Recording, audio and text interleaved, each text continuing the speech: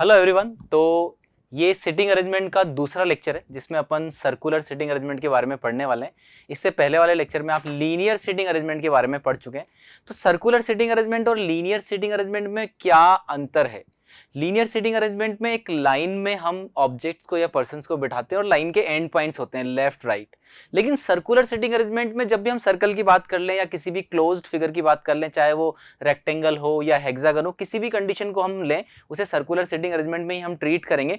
तो circular sitting arrangement में हमारे पास कोई एंड पॉइंट नहीं होते, तो किसी पर्टिकुलर पर्सन के लेफ्ट या राइट में कंडीशन देते हुए हम ऑब्जेक्ट्स को पुट यहां पर करते हैं। तो कुछ क्वेश्चंस अपन यहां पर लेते हैं और इसके अंदर जब भी हम कोई क्वेश्चन करेंगे तो सबसे पहले हम कोई पर्टिकुलर कंडीशन या पर्टिकुलर सिचुएशन को सबसे पहले पुट करेंगे ताकि उसके रेफरेंस में बाकी चीजों को पुट किया जा सके।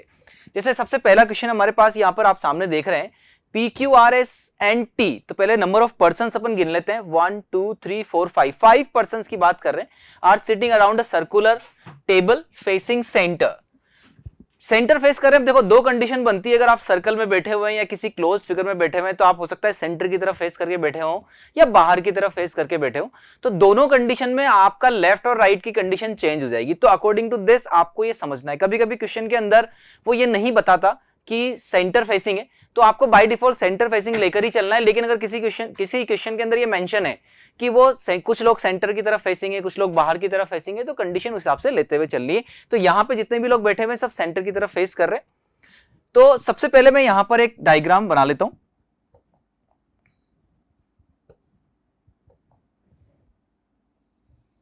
एक सर्कल मैंने यहां पर बना लिया और 5 लोग हैं मेरे पास, PQRST 1 2 3 4 5। तो मैं 5 लोगों की कंडीशन कुछ इस तरीके से डिफाइन कर लेता हूं। इस तरीके से मैं 5 लोगों की कंडीशन डिफाइन कर लेता हूं। देखते हैं आगे बोला, क्योंकि हो सकता है ऑड नंबर ऑफ पर्संस दिए हुए हो तो किसी के अपोजिट वाली कंडीशन की बात ना करें, क्योंकि जब भी इवन नंबर ऑफ पर्संस होंगे हम जो भी कंडीशन लेंगे वो ऑपोजिट वाली कंडीशन के हिसाब से लेंगे। जब ऑड नंबर ऑफ पर्संस होंगे तो हो सकता है हमें सेंट्रल एंगल दिया हुआ हो या फिर नॉर्मली कंडीशन लेते हुए हम चल रहे। तो एक नॉर्मल कंडीशन अपन ने यहां बना ली है 5 लोगों की। देखते हैं आगे क्या उसके अंदर बताया जा रहा है। R is just to the right of P. अब देखिए यहां पे लिखा हुआ राइट, दो तरह की कंडीशन बनती है, एक होता है इमीडिएट राइट और यहां पे लिखा हुआ है केवल राइट। तो जब इमीडिएट राइट लिखा हो तो ये पर्टिकुलरली मेंशन है कि हाँ वो बिल्कुल जस्ट राइट में ही बैठा हुआ है, बिल्कुल पास में। लेकिन यहां इमीडिएट नहीं है तो मैं सबसे पहली कंडीशन इमीडिएट की लेकर चलूंगा। अगर उससे नहीं बनेगा तो फिर मैं आगे की कंडीशन लूंगा। लेकिन यहां एक बार के लिए सबसे पहले हम राइट बोला है तो सबसे पहली कंडीशन इमीडिएट की लेकर चलते हैं। R is just to the right of P. R P के राइट में, सपोज मैंने पी को यहां रख दिया और आर अगर मैं यहां रख दूंगा तो आर पी के राइट में हो जाएगा, क्योंकि ये सभी लोग अंदर की तरफ फेस कर रहे हैं। और अगर ये लोग अंदर की तरफ फेस कर रहे हैं तो इनके लेफ्ट राइट किस तरह से पॉसिबल हो सकते हैं वो आप यहां देख सकते हैं। जैसे पी अगर ये ऐसे बैठा हुआ तो इसका लेफ्ट इधर होगा और राइट इधर होगा। तो पी के राइट में आर है ऐसा कहा गया है। कोई यहां पे भी रख सकता था पी को, तो फिर आर यहां पॉसिबल होता। अगर आप पी को इस जगह पे रखते तो आर यहां होता। इसीलिए कोई एक कंडीशन हम फिक्स कर लेते हैं ताकि उसके रिस्पेक्ट में बाकी सभी कंडीशंस को पुट कर पाए। तो R is just to the right of P, ये लिख दिया। And is second to the left of S. And is, अब ये कंडीशन कह रहा है, ये इज आर के बारे में बात कर रहा है। R is second to the left of S. R S के लेफ्ट में सेकंड नंबर पर। तो अगर मैं एस को यहां रखता हूं तो आप देख सकते हैं एस इस तरह से देख रहा है, उसका लेफ्ट साइड ये होगा। एस के लेफ्ट में सेकंड नंबर पर आर है, ऐसा अगली कंडीशन यहां पर बता रही है। T is not between P and S. T जो है, अब देखिए ये पी और एस यहां बैठे हुए हैं। अगर बिटवीन की बात करें तो हम पहली कंडीशन एक पर्सन उनके बीच में ऐसा सोचते हुए चलेंगे। तो इन दोनों को तो नहीं लेंगे, लेकिन ये वाली कंडीशन हम लेंगे कि P और S के बीच में यहां पर T नहीं है, तो इस जगह पर T नहीं हो सकता, तो फिर T मुझे इस जगह पर रखना पड़ेगा। और जाहिर सी बात है हमारे पास एक ही इंसान बचता है, वो है Q, और Q को मुझे एक ही जगह खाली बची वहां रखना पड़ेगा। तो कई बार जितनी इंफॉर्मेशन दी है उसके अनुसार क्या स्टैंडर्ड वे में उसका मीनिंग निकल सकता है उसे लेते हुए चलना है सबसे पहले। और अगर उससे नहीं बनता तो फिर और भी क्या क्या मीनिंग उनके निकल सकते हैं उसके अनुसार हमें लेना है। तो आप देख सकते हैं हमारा डायग्राम कंप्लीट हो गया है। अब हमसे एक क्वेश्चन पूछा गया है, who is second to the left of R. आप देख सकते हैं आर यहां बैठा हुआ है, आर का लेफ्ट इधर होगा, आर का राइट उधर होगा। हमसे पूछा गया second left of R. R के सेकंड लेफ्ट में 1 2, तो यहां पर क्यू हमारे पास आंसर हो जाएगा जो कि ऑप्शन ए पर लिखा हुआ है। और इस तरह से ये आंसर हमारा कंप्लीट हो जाएगा। तो कई बार एक सिंगल क्वेश्चन भी आ सकता है, कई बार बहुत सारे क्वेश्चन भी आ सकते हैं। चलिए कुछ और क्वेश्चन अपन यहां पे करते हैं। अब जैसे 3 क्वेश्चन का यहाँ पे बंच है जिसमें एक इंफॉर्मेशन दी हुई है, एक पूरा थियरी दी हुई है, और उसके अकॉर्डिंग जब हम उस डायग्राम को कंप्लीट कर लेंगे तो इट फॉलोड बाय 3 क्वेश्चंस और उनके आंसर हम उस डायग्राम से देखते हुए आसानी से दे सकते हैं। चलिए देखते हैं यहाँ पे क्या क्या दिया हुआ है। 8 फ्रेंड्स। अब देखिए इवन नंबर ऑफ पर्सन है तो मेरे लिए सबसे पहली कंडीशन आती है कि मैं ऑपोजिट वे में उन्हें बिठाऊं। 1 2 ये दोनों आमने सामने हो गए, ये दोनों आमने सामने हो गए, सिमिलरली ये दोनों आमने सामने हो गए और ये दोनों आमने सामने हो गए। Seated in a circle facing the centre, सभी लोग सेंटर की तरफ फेस कर रहे हैं। ये चीज मैंने दिमाग में बिठा ली है क्योंकि क्वेश्चन के अंदर दी हुई है कि सेंटर की तरफ फेस कर रहे हैं। नहीं दिया होता तो बाय डिफॉल्ट सेंटर लेता, लेकिन अगर कोई और कंडीशन दी होती तो फिर उसके अकॉर्डिंग चलता। तो कई बार आप चाहें तो एरो भी बना सकते हैं कि सेंटर की तरफ फेस कर रहे हैं, और जब सभी लोग सेंटर की तरफ फेस कर रहे हैं तो आप एक नॉर्मल सिचुएशन लेते हुए भी कर सकते हैं। चलिए आगे देखते हैं अपन यहाँ पे। D is between B and G। अब D is between B and G, अगर मैं D को B और G के बीच में बिठाऊं जैसा कि बोला गया है, तो B उसके राइट भी हो सकता है, B उसके लेफ्ट भी हो सकता है, क्योंकि D G और B के बीच में है। तो कौन सा वाला राइट में है, कौन सा वाला लेफ्ट में, ये इस लाइन से डिसाइड नहीं हो रहा। तो हम सबसे पहले वो लाइन पिक करें जो आसानी से पुट की जा सकती है, तो थोड़ा इजी हो जाएगा। सबसे last line, E second to the right of A। E A के राइट में सेकंड नंबर पर है, तो सपोज मैंने A को यहां बिठा दिया और आप देख सकते हैं A के राइट में सेकंड नंबर पर E यहां पर हो जाएगा, और अब ये जगह फिक्स हो गई। तो ये दोनों जगह फिक्स हो गई। कोई चाहे तो A यहां रख सकता है तो E यहां पुट कर देना, कोई अगर A को यहां पुट करेगा तो फिर E वहां हो जाएगा, लेकिन एक जगह आपको फिक्स कर लेनी है ताकि उसके अनुसार बाकी चीजों को वहां रखा जा सके। तो E is second to the right of A। A इस तरह से देख रहा है, उसके राइट में सेकंड नंबर पर E है। हमने सबसे लास्ट लाइन पहले पुट कर ली। अब हम देखते हैं एक और लाइन है हमारे पास, F is to the immediate neighbour of A and H। F A और H दोनों का नेबर है। ये तभी पॉसिबल है जब F इस जगह पे हो और H इस जगह पे हो, ये तभी पॉसिबल हो पाएगा क्योंकि A की जगह आपने पहले से ही फिक्स कर ली। तो F A और H दोनों का नेबर है, वो तभी पॉसिबल आएगा जब आप इस तरीके से रख पाओगे। आगे देखते हैं अपन। अब D is between B and G, तो D is between B and G। अब देखो जैसी कंडीशन यहां पर दी जा रही तो स्टैंडर्ड वे में मैं क्या लेके चलूंगा कि हाँ केवल और केवल D ही B और G के बीच में, ये सोच लेते हुए चलेंगे। तो हम देख सकते हैं वो इस जगह पर ही पुट हो सकता है, तो मैं D यहां रखूंगा। B और G की कंडीशन मुझे यहां पर डिफाइन नहीं हो पा रही है कि B किस साइड में होगा और G किस साइड में होगा, तो मैंने ऑब्लिक लगा के लिख दिया ताकि ये कंडीशन जस्टिफाइड रहे कि B और G की situation according to D fix नहीं हो पाई है, क्योंकि जितना दिया हुआ उतना काम करना है। D is between B and G और बाकी सारी इंफॉर्मेशन पुट हो गई, इसके अलावा कोई इंफॉर्मेशन नहीं है। ये जो जगह बची है इसमें एक पर्सन और जो बचा है हमारे पास A B C D, E हमारे पास यहां पर आ गया है, F हमारे पास आ गया है, G हमारे पास आ गया है, H हमारे पास आ गया है, B हमारे पास आ गया है, D भी हमारे पास आ गया है, तो हमारे पास यहां पर C बचा है। तो C फिर इस जगह पर मुझे पुट करना पड़ेगा क्योंकि सभी लोग बैठ चुके थे और केवल C बचा था और एक ही जगह खाली बची थी। अभी भी हमें B और G की कंडीशन परफेक्टली पता नहीं चल पाई है, तो दो पॉसिबल केसेस बन रहे हैं। एक केस में B यहां होगा तो G यहां हो जाएगा, एक केस में G यहां होगा तो B यहां हो जाएगा। दो पॉसिबल केसेस आ रहे हैं। कई बार ऐसा पॉसिबल हो सकता है कि आपके दो पॉसिबल केसेस बने, तो आपको वो ध्यान रखते हुए बनाना है। एज्यूम करके किसी भी जगह पे किसी को भी पुट नहीं कर देना है। अब क्वेश्चन अपन यहां पे पढ़ते हैं। पहला क्वेश्चन है हमारे पास, which of the following is A's position. A की पोजीशन क्या है, तो डायग्राम देखते हुए करेंगे। इमीडिएट लेफ्ट ऑफ एफ, देखते हैं एफ के इमीडिएट लेफ्ट में क्या, नहीं एफ के तो इमीडिएट राइट में है। इमीडिएट राइट ऑफ एफ, बिल्कुल एफ के इमीडिएट राइट में है, तो बी हमारे पास आंसर होगा। बाकी को भी चेक कर लेते हैं वैसे। Exactly between E and F, ये भी सही नहीं है। कैन नॉट बी डिटरमाइन तो नहीं कह सकते, क्योंकि डिटरमाइन तो कर सकते हैं अपन। चलिए सेकंड वाला क्वेश्चन देखते हैं। Which of the following is C's position. C की पोजीशन क्या है, सी हमने यहां रखा था, सी की पोजीशन क्या है, exactly between E and A, बिल्कुल।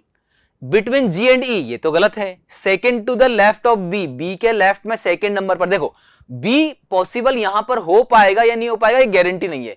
तो बी के लेफ्ट में सेकंड नंबर पर हो भी सकती है, नहीं भी हो सकती, लेकिन डेफिनेटली हम ये तो कह सकते हैं ई और ए के बीच में, इसीलिए ऑप्शन ए 101% करेक्ट आंसर हो जाएगा।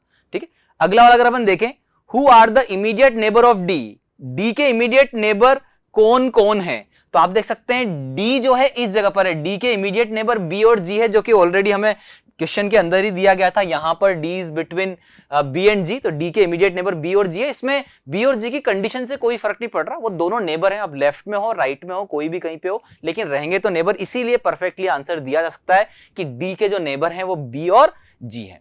चलिए ये क्वेश्चन हमारा कंप्लीट हो गया। अगले क्वेश्चन की तरफ अपन बढ़ते हैं। एक और क्वेश्चन आप देख सकते हैं यहाँ पे, इट फॉलोड बाय 2 क्वेश्चंस। तो पहले थ्योरी पार्ट हमें दिया हुआ है, उससे हम एक डायग्राम बनाएंगे और डायग्राम जब हमारा कंप्लीट हो जाएगा तो हम उन क्वेश्चंस का आंसर दे सकते हैं। चलिए पढ़ते हैं। 6 मैन, अब हमारे पास 6 लोग दिए हुए हैं। जब 6 लोग दिए हुए हैं तो मैं ऑपोजिट वाली कंडीशन बनाऊंगा। 1, ये इसके सामने 2, 3, 4 एंड 5, 6। 6 लोग इस तरीके से हमने पुट कर दिए। SRSTUVW दिए हुए हैं, एक सर्कुलर टेबल के अराउंड बैठे हुए हैं। प्लेइंग कार्ड्स, अब देखो प्लेइंग कार्ड्स की कंडीशन हमें ये बताती है कि वो सेंटर की तरफ फेस करके ही बैठे हुए होंगे बाय डिफॉल्ट या स्टैंडर्ड वे में।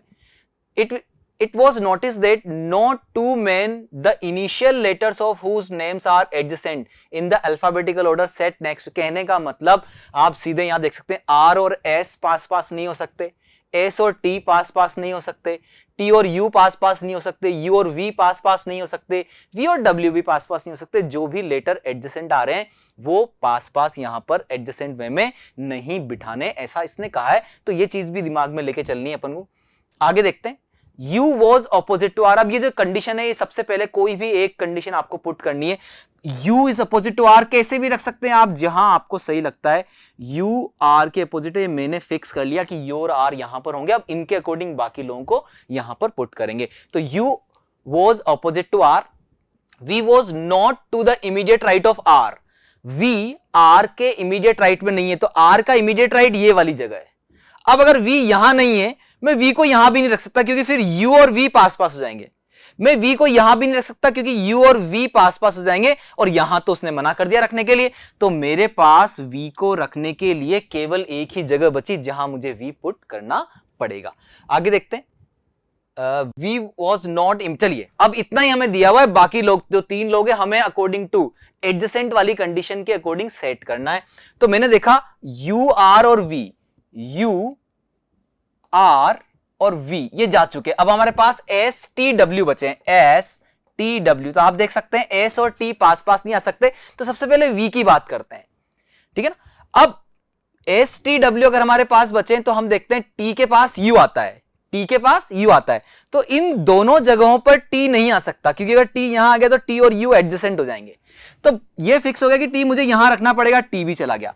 अब S और W की बात करें, अगर मैंने W यहां रखा तो V के पास में W आता है, तो W यहां नहीं रख सकते, तो फिर W को यहां रखना पड़ेगा और S ऑटोमेटिकली यहां चला जाएगा। और आप देख सकते हैं अकॉर्डिंग टू ऑल इंफॉर्मेशन हमने ये कंप्लीट कर लिया कि हाँ किस तरीके से कौन कहां पर होगा। अब जैसे पहला क्वेश्चन हमारे पास दिया हुआ है, who set to the immediate left of R।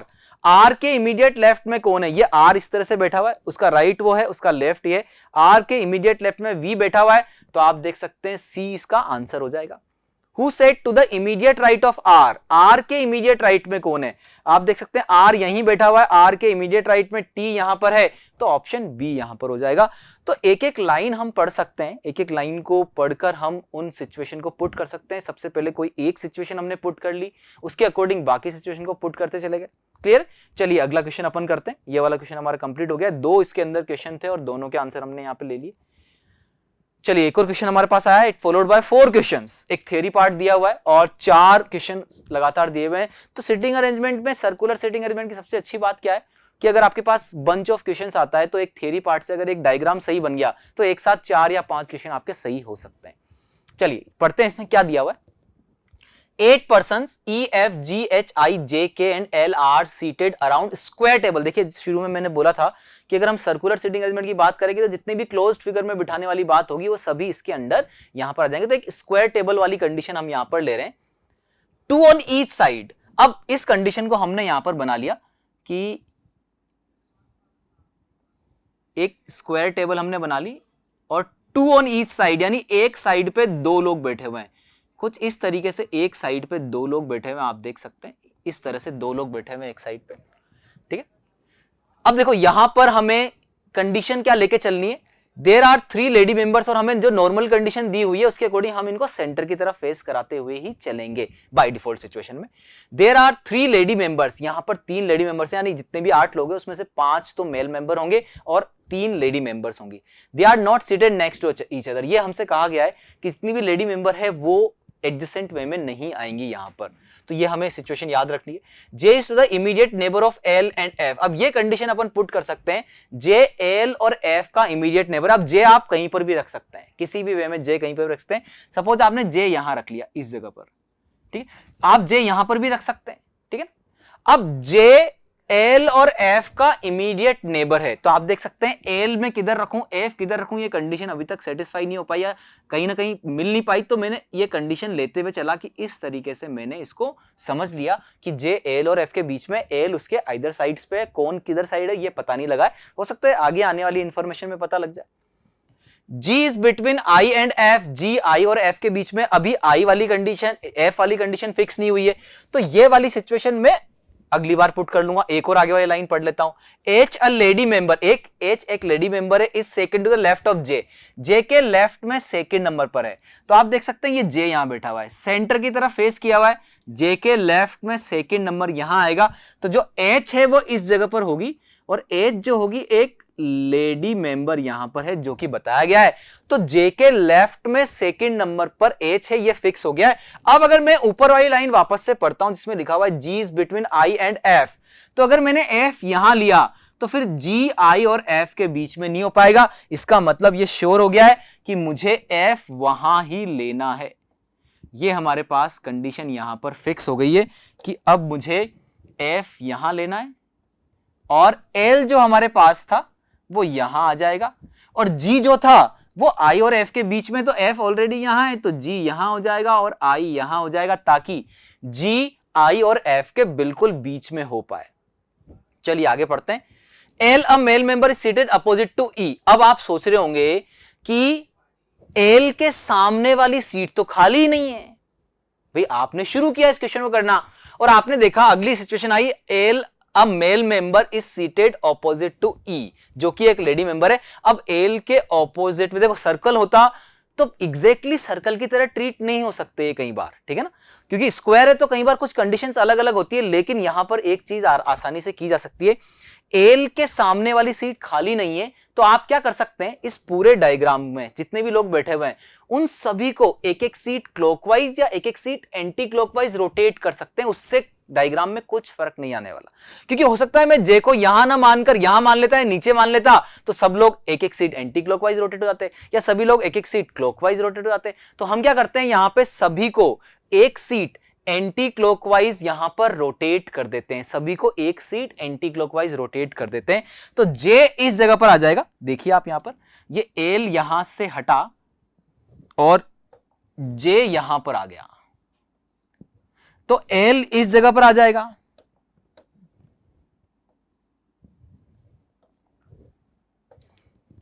L इस जगह पर आ गया, ठीक, J यहां L आ गया। तो इसका मतलब H जो लेडी मेंबर थी वो इस जगह पर आ जाएगी। H जो लेडी मेंबर थी, पूरा का पूरा डायग्राम मैंने रोटेट कर दिया। अब ये F यहां आ जाएगा, देख सकते हैं आप, एक एक करके रोटेट करता जा रहा हूं मैं। F यहां आ गया, फिर उसके बाद G यहां आ जाएगा, ये G यहां आ गया, फिर I जो है वो फाइनली G की जगह पर आ जाएगा। और आप देख सकते हैं ये पूरा का पूरा डायग्राम हमने एक सीट रोटेट कर दिया है या शिफ्ट कर दिया है। कहने का मतलब सभी लोग एक एक सीट क्लॉकवाइज या एंटी क्लॉकवाइज शिफ्ट हो गए। तो आप देख सकते हैं क्लॉकवाइज मैंने शिफ्ट कर दिया इनको, सभी लोग क्लॉकवाइज शिफ्ट हो गए। तो क्लॉकवाइज अगर शिफ्ट हुए तो अब आप देख सकते हैं L जहां आ रहा है उसके सामने वाली सीट आपको खाली नजर आ रही है। और सारी सिचुएशन भी आप नोट करके देख सकते हैं। आप देख सकते हैं J जो है F और L के बीच में ही है, G I और F के बीच में ही है, J के लेफ्ट में सेकंड नंबर पर H ही है। तो कई बार अगर ऐसा होता है तो आप इस तरह से शिफ्ट कर सकते हैं क्लॉकवाइज या एंटी क्लॉकवाइज। अब आगे अपन ये वाली सिचुएशन पुट कर सकते हैं, L a male member is seated opposite to E। L एक मेल मेंबर है, वो E के अपोजिट बैठा हुआ है और E एक लेडी मेंबर है। E एक यहां पर लेडी मेंबर हमारे पास हो गई। क्लियर? आगे चलते हैं अपन। There is a lady member between F and I, F और आई के बीच में एक और लेडी मेंबर है जो कि जी यहां पर हो जाएगा, और एक पर्सन बचा है के जो कि ए की सीट खाली है उस जगह पर आ जाएगा, और हमारा पूरा डायग्राम कंप्लीट। और जितनी भी सिचुएशंस, अगर आपको लगता है कई बार आप कंफ्यूज हो रहे हैं, तो जितनी भी सिचुएशन है उन सभी को वापस डायग्राम में एक बार आप पुट करके देखें, वो सभी ट्रू हो रही है ना, तो ऑटोमेटिकली आपको पता चल जाएगा कि डायग्राम बिल्कुल सही बना है। तो आप देख सकते हैं कोई भी लेडी मेंबर एडजेसेंट वे में नहीं बैठी, और जितनी भी सिचुएशन थी सभी यहां पर करेक्ट हो गई। पहला क्वेश्चन देखते हैं, Who among the following is to the immediate neighbor of E and H? E और H दोनों का इमीडिएट नेबर, देखो E यहां पर है, H यहां पर है, दोनों का इमीडिएट नेबर हमारे पास K आ रहा है। तो आप देख सकते हैं इसके अंदर K कहीं नहीं लिखा हुआ है, तो आंसर हो जाएगा नन ऑफ दीज, क्योंकि E और H दोनों का इमीडिएट नेबर तो K है, और K ऑप्शन में कहीं भी नहीं है, तो नन ऑफ दीज हम आंसर देंगे, और ऑप्शन में है वो none of these. How many persons are seated between K and F? K और एफ के बीच में अगर आप इधर से देखेंगे तो भी 3 लोग बैठे हुए हैं, के और एफ के बीच में इधर से देखेंगे तो भी 3 लोग बैठे हुए हैं, तो हमारा आंसर हो जाएगा 3। Who among the following are the 3 lady members? जैसा कि 3 लेडी मेंबर्स हमारे पास, एक तो जी आया, एक ई आया और एक एच आया। जी एच और ई, जी एच और ई, तो आप देख सकते हैं जी एच और ई ऑप्शन बी में लिखा हुआ है, तो हमारे पास ऑप्शन बी यहां पर आ जाएगा। लास्ट क्वेश्चन है, Who among the following is to the immediate left of F? F के इमीडिएट लेफ्ट में कौन है? एफ के इमीडिएट लेफ्ट में जे है, तो आप देख सकते हैं एफ के इमीडिएट लेफ्ट में जे है। तो इस तरह से कुछ क्वेश्चंस अपन ने यहां पर देखे। मेनली आप जितनी प्रैक्टिस करेंगे उतना आपको आता चला जाएगा। एक एक लाइन को ध्यान से पढ़ें, क्या उसका मतलब निकल सकता है और कहां उसको पुट करना है और कितनी सिचुएशंस उस लाइन से बन सकती है, उन सभी को ध्यान में रखते हुए चले। कितना भी कॉम्प्लिकेटेड क्वेश्चन हो, अगर आप एक एक लाइन को आराम से पढ़ेंगे, ध्यान से पढ़ते हुए उस क्वेश्चन को करेंगे, तो वो जरूर सही होगा। तो सर्कुलर सीटिंग अरेंजमेंट के क्वेश्चंस कई बार थोड़े से हार्ड भी बन जाते हैं, कई बार बहुत इजी भी बन जाते हैं, कई बार आपको लगता है आपने सही बनाया या नहीं बनाया, तो उसके अंदर छोटे मोटे बदलाव करके उसको सही किया जा सकता है। तो आज की क्लास हमारी यही थी। हमारा ये सर्कुलर सीटिंग अरेंजमेंट कंप्लीट होता है। प्रीवियस लेक्चर में हम linear seating arrangement already complete कर चुके हैं। Thank you so much.